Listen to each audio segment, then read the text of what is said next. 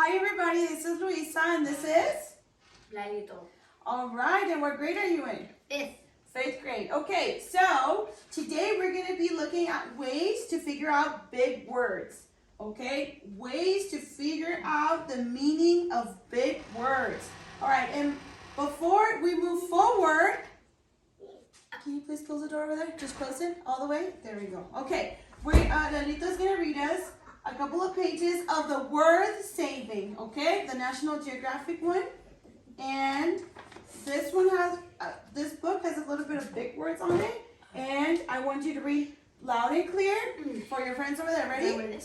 Yeah, everything until I tell you to stop, okay? Go. Make sure you read the title. Every living thing.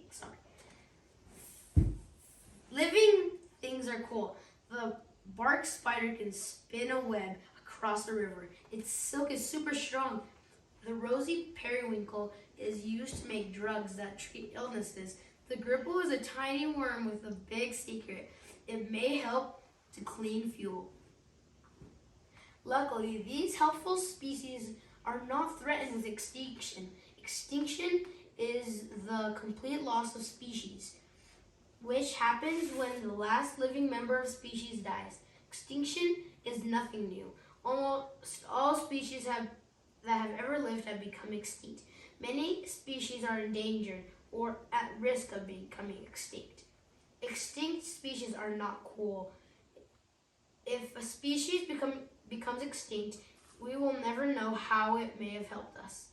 But if an endangered species cannot help humans, is it not worth saving? How endangered is it? The terms on the left are from RED, the list of threatened species. The list comes from the International Union of Conservation of Nature. It helps conservationists plan ways to save species at risk. Why are so many species at risk? The biggest threat to species is habitat loss. Most habitat loss is caused by humans. People may destroy species' habitats when they clear land for buildings or farming. Pollution and climate change can also destroy a species' habitat.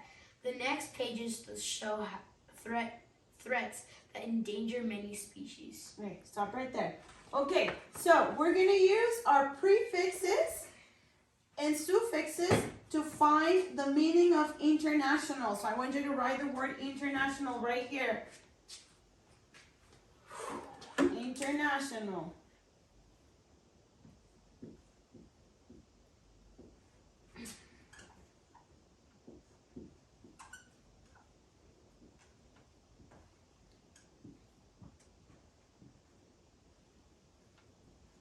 All right. So look, we're looking at a word that is just a little word with a prefix added at the beginning and a suffix added at the end. All right, so I want you to underline nation. Can you underline nation?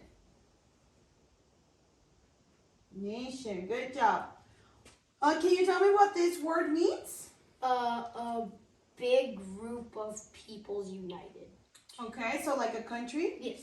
All right, good job. Now, with another color, underline inter. Inter. This is a prefix, right? It's before a root word, correct? Yes. Okay. Okay, so you probably know inter from the words like interrupt or internal, right?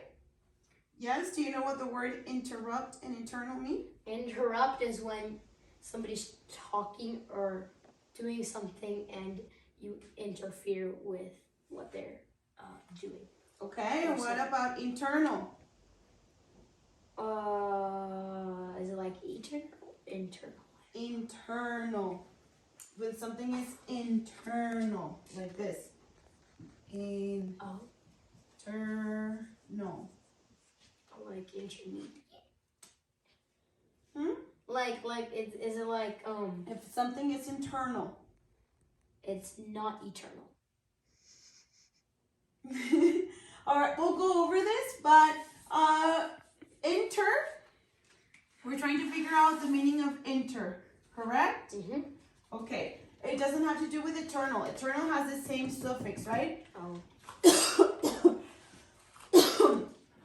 Excuse me, and that's actually where we're going right now. So underline all. Like Albertsons. Like Albertsons? Okay. Now write unusual. Unusual. So you know all from words such as unusual or critical.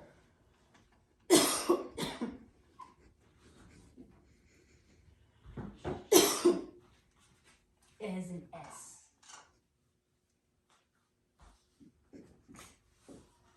Oh, no. Sorry. Just you read here.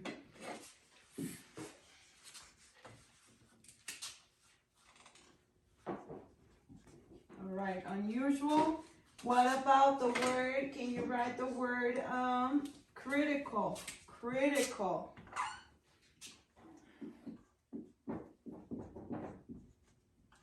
Okay, can you underline all? All. On both? On both.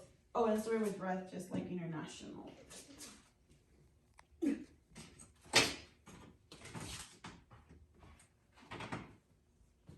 saw nothing.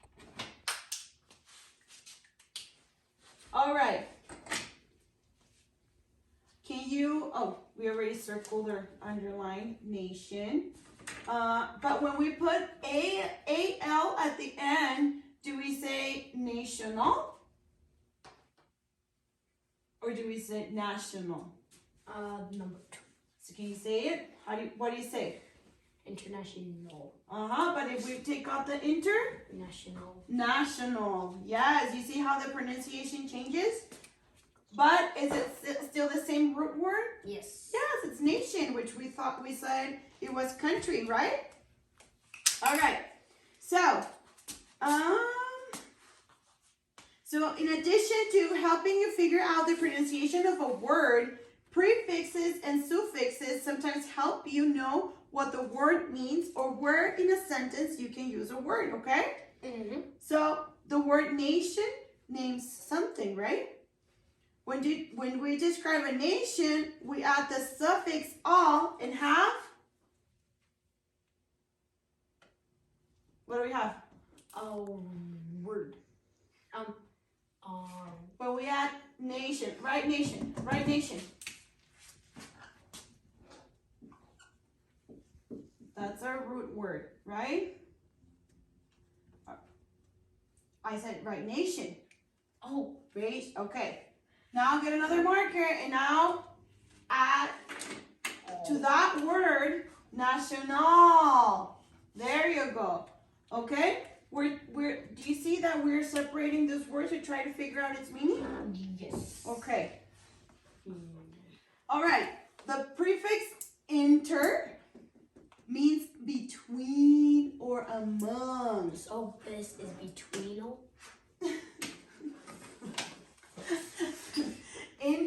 Internal means actually like in the inside. Okay. Okay, something Okay. internal. External, it's like your teeth are inside of you. External, it's outside. But for international, one of the meanings is between or among. So write write it with green, yes.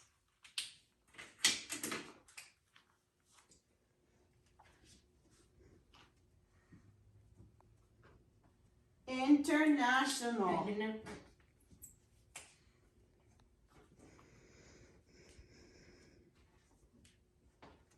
All right, international. You see? So it has to do, this word has to do with nations, right? Yes. And we said inter was what? Between and inside. Between or among, right? So among nations. Among nations. Yes, actually that's what it means. It's among nations. So when we read right here, the list comes from the international Union for the Conservation of Nature, who do you think is involved? If it's international. States. Just the United States. It says between and nations. Mexico, Canada. And a lot of countries, right? Because it's between or among nations. Right? Yeah. Okay. So you see how this is our prefix? And this is our, what is this called? Oh. At the end. Prefix and Extra. an extra? No. Prefix or root. And there's suffix. Oh yes, I said that. That was my second guess. Okay, so next time that you encounter a word that you're not sure, try to figure out if you know portions of the word to try to figure out the meaning. Okay? All right, thank you. Bye.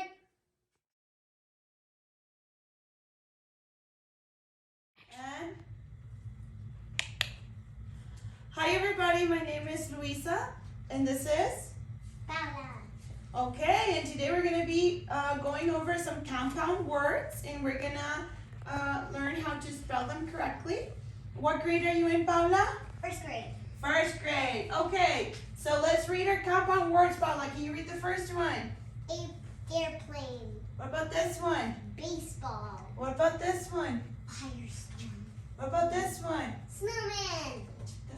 What about this one? Workplace. Workplace. All right. So before we move forward, I'm going to ask you to read this book of Amelia Earhart. Okay, just this little portion right here, and you can tell me if you can find any compound words. When Amelia was 23, her father took her to an air show. She took a short ride in an airplane that day. Amelia fell in love with flying. Amelia wanted to be a pilot. She worked hard to earn money for lessons. Okay, can you show me where the compound word is? Airplane. Airplane. Can you show me with your little finger? Good job. Good job, Miss Paula. All right. Okay, so we're going to cheer for the words, okay? So we're going to pretend like we're little cheerleaders, and we're going to cheer, okay? So give me an A. A. Give me an I. I. Give me an R. R. Yeah, give me a P. P. Give me an L. L. Give me an A. A. Give me an N. N. Give me an E. E. What are we spelling? Airplane. Airplane. Good job. Let's go with our second one. We only have 5 today, okay? 5 compound words. Give me an E. E. Give me an A. A. Give me an S. S. Give me an E. E. Yeah. Give me a B. B. Give me an A. A. Give me an L. L. Give me an L. L. What are we spelling? Baseball. Baseball. Yay. All right. Give me an F. F. Give me an I. I. Give me an R. I. Give me an E. E. Give me an S. S. Give me a T. T. Give me an O. O. Give me an R. R. Give me an M. M. And we're spelling Firestorm. Firestorm. All right. Give me an S. S. Give me an N. N. Give me an O. O. Give me a W. W. Yay. Give me an M. N. Give me an A. A. Give me an N. N. Yay. We're spelling Snowman. snowman. All right. Last. Give me a W. W. Give me an O. O. Give me an R. Give me R. a K. K. Give me a P. P. Give me an L. L. Give me an A. A. Give me a C. C. Give me an E. E. What are we spelling? Workplace. Workplace. All right. Okay, so now,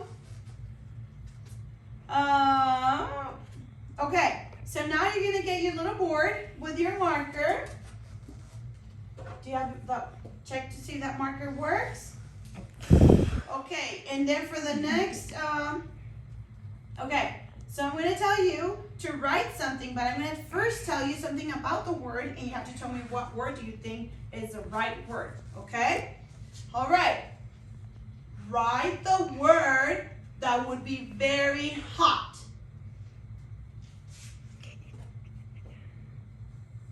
Write it big. Out of these ones, which one would be very hot?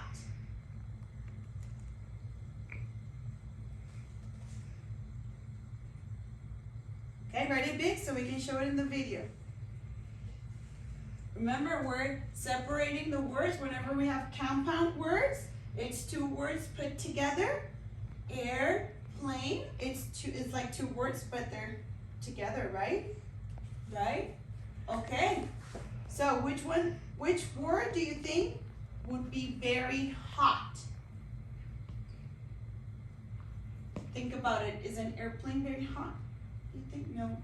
Baseball? No. What about firestorm? Kinda. Yeah, okay, maybe. What about snowman? Is it snowman? That's freezing. What about workplace? Sweaty. A workplace? Well, if you work somewhere where it's sweaty, yes, but a workplace is where a place where people work. So like, I work at a school, so that's my workplace. Your dad works in Grand Prairie, so that's his workplace, right? So which one would be the hot one then? Which one do you think would be the hot one based on your thinking? Just try to think about it.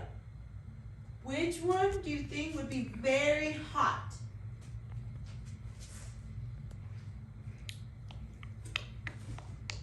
We went over airplane, we went baseball, firestorm. Do you think a firestorm would be hot?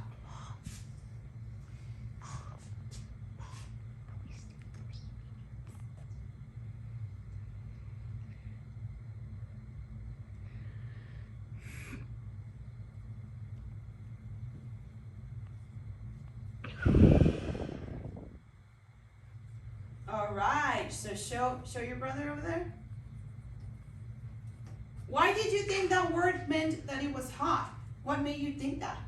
Because the fire is really hot. Exactly, good job. You see? Wow, you're getting this. All right.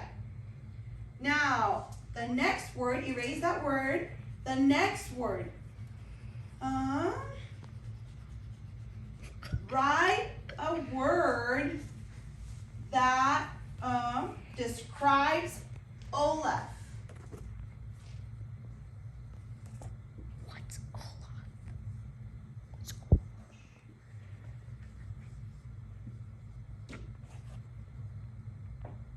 All right. Show it to over there to the camera. Okay, why did you think that? Because Olaf's a snowman. Good job. All right. Okay, so what about okay, your dad just traveled and he took something. He took a transportation. What do you think he took?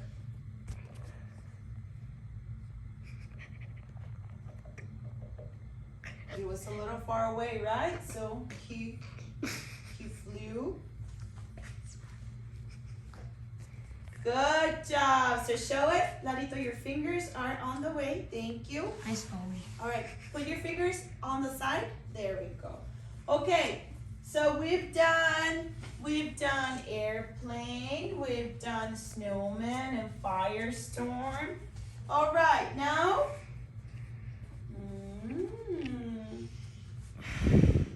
let's see. Number 3, right? Number 4. Let's see who plays. Oh, we went to see your cousin playing the sport.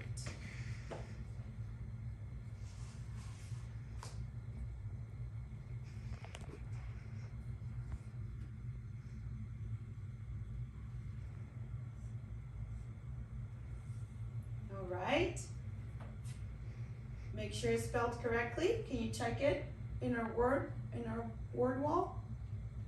Yes? Double check it.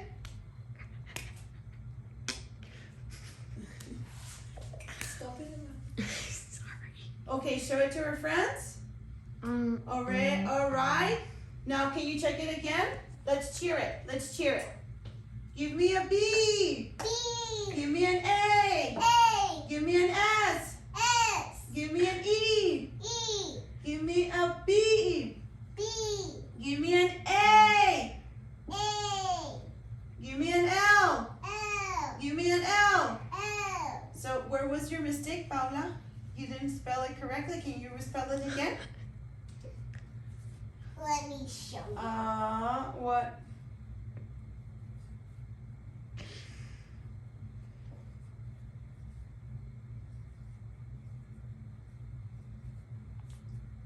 Can you show it to your friends over there?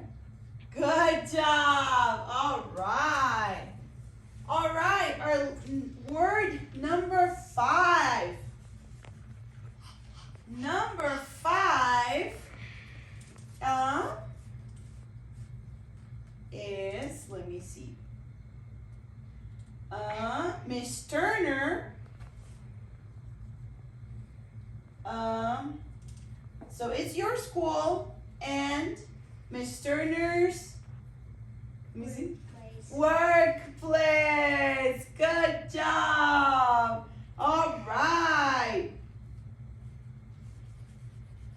Okay, so now Paula, I want you to, oh my gosh, let's write the words again really fast, but I forgot to tell you that you have to underline one of the words, right? So we're gonna underline one of the words with a compound word. So you can underline the first word of the compound. So, or you can tell me right here, which one, what would I underline over here? Base. Base, good job. Word. What about, oh, let me erase my, okay. What about right here? What would I underline? Fire. What about snowman? What do I underline? Snow. Snow, good job. And what about our last one? What do I underline? Workplace. What? Oh, work. Work, okay. So this is a way that we can figure out big words whenever we're trying to spell them and we're writing them down. Try to spell it. Oh, I know how to spell base. I know how to spell ball. So just put it together. Or I know how to spell snow and I know how to spell man, snowman, right? Okay, good job. Say bye to your friends over there. Thank you. See you. I think this activity went really well. I liked how the way to show kids how to spell instead of having them write it down a lot of times, which they get bored, they get frustrated. I love how, I asked, what is something cold? And then she had to write snowman. It was kind of like a riddle, more like a game, which made it more fun to learn. And Lalito was very frustrated because he said that he didn't know that that I was saying suffix when I was saying suffix. So I had to work on my pronunciation to make sure that I have those things right, because he said that because I said it wrong, he wasn't sure if I was talking about that, and that's why he didn't say it right. That's what he said. And which I think it's, getting his feedback was also important. And also I really liked that,